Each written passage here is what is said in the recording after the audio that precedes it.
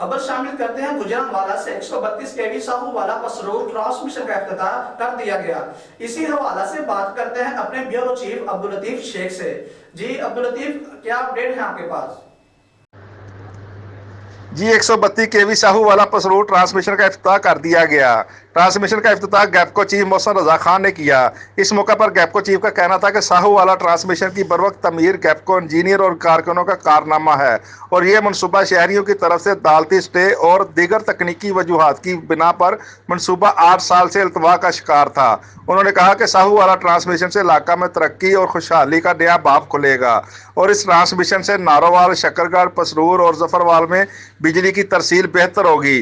गैपको chief का कहना था कि साहूवाला ट्रांसमिशन प्रोजेक्ट पर 660 मिलियन रुपए की सरमायाकारी की गई और इससे गैपको को सालाना करोड़ों रुपए का फायदा होगा।